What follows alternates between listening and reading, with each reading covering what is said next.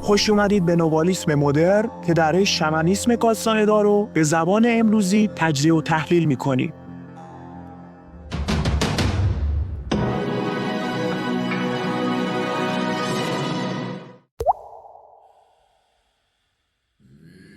خب دوستان، قراره درباره پروازگران صحبت بکنیم. بیراه ندیدم که به عنوان مقدمه مستقیما برم سراغ فرمایشات دون خوان و نخستین اوصاف موجودات سایه رو از زبان خود این بیننده قهار بشنویم. بعد نهایتا میرسیم به مطالبی که من در این حوزه جمع‌بندی کردم، حالا تو ویدیوهای بعد. بنابراین تصمیم گرفتم که این جلسه رو اختصاص بدم به خوندن یه 20 صفحه از گفتگوی بین دون خوان و دون کارلوس. اون زمانی که دون خوان قرار بود در مورد پروازگرد صحبت بکنه برای کارلوس و توی کتاب کرانه فعال بیکرانگی در موردش حرف زده، بخش سایه های گلی، یه بیعملی هم محسوب بشه. یه خورده کتاب بخونید، جایی که نیاز هستش من براتون توضیح میدم و تفسیر میکنم، بازش میکنم و اگر سوالی چیزی هم داشتید بذارید، بهتون وقت میدم که مطرح بکنید و بهش بپردازید. این بیعملی رو فقط به این خاطر دارم انجام میدم که هیچ کسی به اندازه بینندگان پروازگران رو نشناخته. با این وجود یک مطلب ناشناخته است دیگه. واسه همین هیچ راهی بهتر از این پیدا نکردم که به خود کتاب رجوع کنیم. کتاب کرانه فعال بیکرانگی، بچه‌ها، صفحه 264 خط آخر. هوا به سرعت تاریک شده بود و برگ درختان که مدت کوتاهی قبل از آن به رنگ سبز می‌درخشیدند اکنون خیلی تیره و سنگین می‌نمود. دون خوان گفت که اگر بی آنکه چشمانم را متمرکز کنم توجه هم با به دقت به تیرگی برگ‌ها معطوف سازم و در واقع بیشتر از گوشه چشمم به آنها بنگرم، سایه‌های ناپایداری را خواهم دید که از میدان دیدم عبور می‌کنند. بچه‌ها تا اینجا نکته که وجود داره اینه که از همه میتونن ببینن پروازگر رو. No exception. نه آقا من نمیتونم و اینا نشد و فلان، اینا نداره. این به خاطر اینکه کوتاهی کردی. یه سری تکنیک هایی داره. حالا دون خوان میگه بیشتر از گوشه چشم نگاه کن. من تو جلسه بعد قشنگ بهتون میگم که حرکت هایی بزنید که راحت‌تر بتونید کشف کنید این موجود متجاوز رو. به تیرگی برگ ها میگه دقت بکن و بیشتر از گوشه چشم به آنها نگاه کن. یعنی چی؟ یعنی شما قرار نیست پس زمینه رو نگاه کنی، قراره چیزی توی هوا کشف کنی. یک سری سایه هایی در فضای بین تو برگ درختان قراره آشکار بشه. دون خوان گفت این موقع روز وقت مناسبی است برای انجام دادن آنچه از تو میخواهم. عرض به خدمتتون خواهیم گفت که زمانی که هوا گرگ و میش میشه و میره به سمت تاریکی و از اون طرف برعکس تاریکی سحرگاه که متصل میشه به بین الطلوعین، بهترین وقت برای کشت پروازگر هستش. فقط لحظه‌ای وقت میگیرد که توجه لازم را در خودت به کار گیری و آن را انجام دهی. تا وقتی سایه‌های تیره ناپایدار را ندیده‌ای دست از کار بر ندار. این توصیه هستش که من به بچه‌ها میکنم. بچه‌ها یک نمونه از قصد نرمش ناپذیره. یعنی شما وقتی حالی بی حالی بخوای بری 6 ساعت هم بمونی هیچی پیدا نمی‌کنی، اما وقتی که قصد می‌کنی من تا پیدا نکردن نمیام، یه چیزهای خودش رو نشون میده اون موقع. پس منتظر یه چیزی از بیرون نباشی. شما وقتی خودت قرص باشی همه چیز اوکی میشه. تا وقتی سایه‌های تیره ناپایدار را ندیدی دست از تلاش بر ندار. من چند سایه تیره ناپایداری را دیدم که بر برگ‌های درختان افتاده بود، یا سایه‌ای بود که جلو عقب می‌رفت، یا سایه‌های مختلف گذرایی که از راست به چپ یا چپ به راست و یا مستقیم در هوا حرکت می‌کردند. و شما هم اگر دقت بکنید خواهید دید که ممکنه بعضیشون بچرخن. من وقتی که وارد رخت خوابم میشم میخوام بخوابم که اصلا همش می‌بینم اینها رو و بعضیشون حالت چرخشی پرواز می‌کنن. جهش و جهیدن تو همشون مشهوده. حالا کارلوس میگه از راست به چپ به راست مستقیم در هوا، یعنی بچه‌ها بالا پایین هم میرن، اما ویژگی بارزشون اینه که توی هوا اینها حرکت میکنن. مشخصه دیگه شما یک بعد دیگری رو در واقع توی همین فضای تونالی که درش قرار میگیرید درک و مشاهده خواهید کرد که میدان عمل اون موجوداته. پس قرار نیست تو تونال یه چیزی کشف بکنیم، قراره تو لابلای فضای تونال یک چیزی پیدا کنیم. آنها به نظرم مثل ماهی سیاه چاقی یا ماهی عظیم الجثه‌ای به نظر می رسیدند، گویی که شمشیر ماهی غول‌پیکری در هوا پرواز می کرد. حالا این تفسیر کارلوس دیگه. من یه بار به شکل سنجاقک عظیم الجثه دیدم بچه‌ها، یک بار به شکل یک کله زنبور مثل یک چیز نیمه رباتیک، یعنی یک زنبور آهنی فرض کنید دیدم. البته وقتی که تو فرکانس آلفا باشی میتونی قشنگ رصدشون کنی، ولی توی دیدارهای اولیه فقط به صورت چشمک زن ظاهر میشن.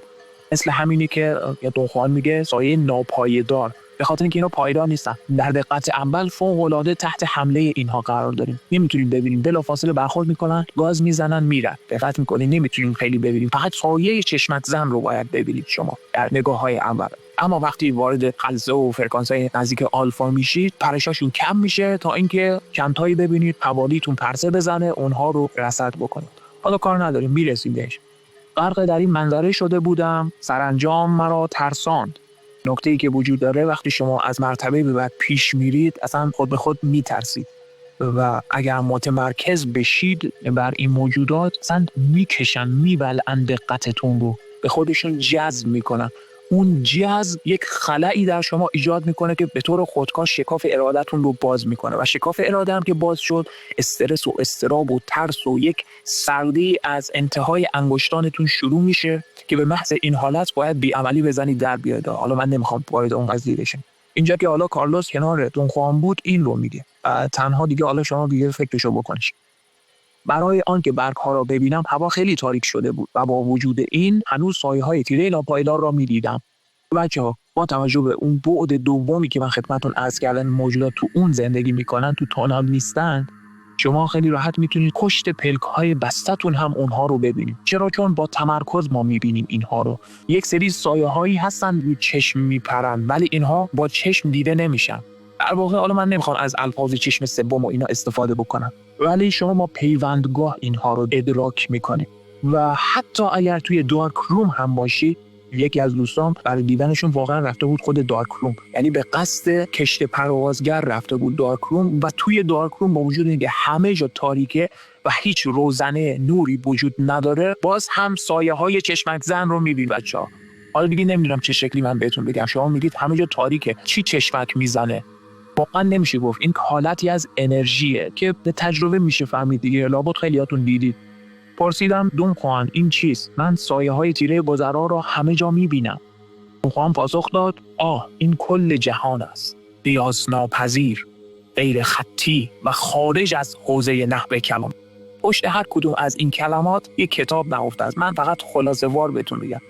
This is the universe at large. این ورژن اصلیشه، یعنی این کل جهانی هستش که ما درش هستیم، نه این تونالی که فقط ما رو محدود کردن صبح تا شب درش داریم سیر میکنه. قیاس ناپذیر منظورش immeasurable هستش. فکر میکنم این اصطلاح باشه توی نسخه انگلیسیش، به معنای اینه که اندازه ناپذیره.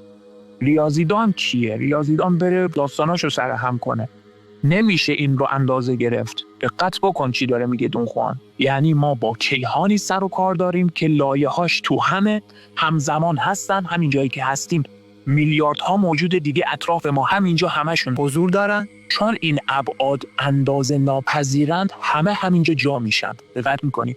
غیر خطی هن. اگر خطی بود که خیلی اوضاع ما راحت بود. نان لینیر هستن، یعنی تو امانند این جهان ها. جهان پروازگر هم همینجا هست. و نکته آخری که اشاره میکنه تفسیر پذیر نیست، یعنی به چارچوب کلام اصلا در نمی. ظاهران مکزیک کهن نخستین کسانی بودند که این سایه های گذرا را دیدند و آن را پی گرفتند. آنها را همانطور دیدند که تو میبینی و شما هم همانطور خواهید دید که آنان دیدند. دقت میکنی؟ من هم به همون شکل، چون اونها واقعیتند دیگه، موجودات واقعی هستند به همان اندازه که ما واقعیت داریم. آنها را همچون انرژی دیدند که در جهان جاری است و چیزی متعالی را کشف کردند. این که میگه انرژی دیدند اینجا یعنی از طریق دقت دیدنشون بعد اومدن پروازگران رو شکار کردن و دیدن که اونها هم یک سری شاکله های انرژی هستن که من فعلا نمیخوام واردش بشم. اونها هم کالبد انرژی دارن و من جلسه بعد بهتون خواهم گفت که اونها هم پیوندگاه دارن، پس ادراک میکنن و الی آخر. از حرف زدن باز ایستاد و مرا نگریست. مکث‌های او کاملا به جا بود. همواره وقتی از حرف زدن دست بر می داشت من سردرگم می شدم. پرسیدم دونخوان چه چیزی را کشف کردند؟ کاملا واضح گفت آنها کشف کردند که ما همراه و ملازمی در تمام عمر داریم. این همراه وجودی یغماگر، وجودی متجاوز است، پردیتور هست در واقع بچه‌ها، که از اعماق کیهان می آید و بر زندگی ما حکومت می کند. انسان‌ها اسرای او هستند. آن متجاوز سرور و آقای ماست. ما را درمانده و سر به راه کرده است. این در واقع اشاره به اون قضیه عصر آتلانتیسیان ها داره که ما رو رام کرده، ما رو تسخیر کرده، سر به راه کرده. اگر بخواهیم اعتراض کنیم، اعتراضمان را سرکوب می‌کند. اگر بخواهیم مستقل عمل کنیم، می‌خواهد که از آن صرف نظر کنیم. هوا خیلی تاریک شده بود و به نظر می‌رسید که این تاریکی مانع حرف زدن من می‌شود. اگر روز بود از ته دل خندیده بودم. در تاریکی حس می‌کردم در خود فرو رفتم. دون خوان گفت اطراف ما مثل قیر سیاه شده است. ولی اگر از گوشه چشمانت بنگری، هنوز هم سایه‌های ناپایداری را می‌بینی که در اطرافت می‌جهند.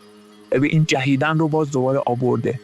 مشخصه دیگه میپرن جامپر. چرا بعضی از سالکان شمنی که من باشون ارتباط دارم پروازگرا رو خطاب میکنن جامپرها و یه عدهشون هم هستن ویسپررها، یعنی پچ پچ میکنن توی گوشمون، پچ پچ میکنن. دقیقاً آویزون گوشت ارگانیک ما هستن، دقت میکنید، و فکرها رو از بیرون به ما فرو میکنن. و هر به خدمتتون جامپرها اون قشری هستن که هی میکنن میرن پرش میکنن به پیله انرژی تخم مرغی ما، یه تیکه میمکند و میرند و بعدی میاد. این یک ماشین، این دائما داره عمل میکنه. ادامه. حق با او بود. هنوز میتوانستم آنها را ببینم. حرکت آنها من را گیج میکرد. اون چراغ را روشن کرد و به نظر رسید که این کار همه چیز را محو کرد. آنگاه گفت تو خودت به تنهایی به آن چیزی رسیدی که شمنان مکزیک کهن آن را مضمون مضامین یا اصل مطلب نامیدند. ببین این منظورش چیه؟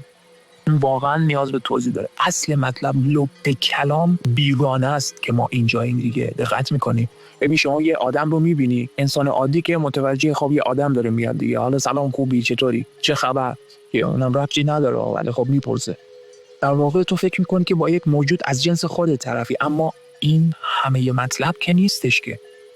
تو در واقع برآیند حاصل از نیروهای بیگانه رو که بر یک موجود ارگانیک اثر کرده داری دریافت میکنی. اینجا شمنان کهن در واقع استعاره بسیار بسیار جالب و عجیبی به کار بردن که لپ کلام اون پروازگره. دلیل اینکه گاهی اوقات حوصله نداری، گاهی اوقات نمیدونم پرخاشگری میکنی، یا که میدونم چیزی میگی که نباید بگی، یا چیزی میبینی که نباید میشد یا نمیخواستی بشه، اینها همه نشانگر اون اصل مطلبه، اون the topic of topics، یعنی اصل ماجراست. دقت میکنی؟ من تمام مدت در حال تفریح رفتن بودم و تلویحاً به تو گفتم که چیزی جلوی ما را گرفته است. به راستی ما زندانی هستیم. این همان واقعیت انرژتیکی برای ساحران مکزیک کهن است. خب بچه‌ها، برای اینکه ویدیو طولانی نشه، نمیخوام سرتون درد بیارم، ما بقیه قضیه رو تو ویدیوهای بعدی دنبال خواهیم کرد. گفت دانایی که گرگی خیره سر، هست پنهان در نهاد هر بشر. گرگ چی رو داره میگه؟ لاجرم جاریست پیکاری سترگ، روز و شب ما بین این انسان و گرگ. زور بازو چاره این گرگ نیست، صاحب اندیشه داند چاره چیست. ای بسا انسان رنجور پریش، سخت پیچیده گلوی گرگ خیش. هر که با گرگش مدارا می کند، خلق و خوی گرگ پیدا می کند. دیگه بقیهش هم یادم نیست، خودتون زحمت میکشید میخونید. بدرود دوستان.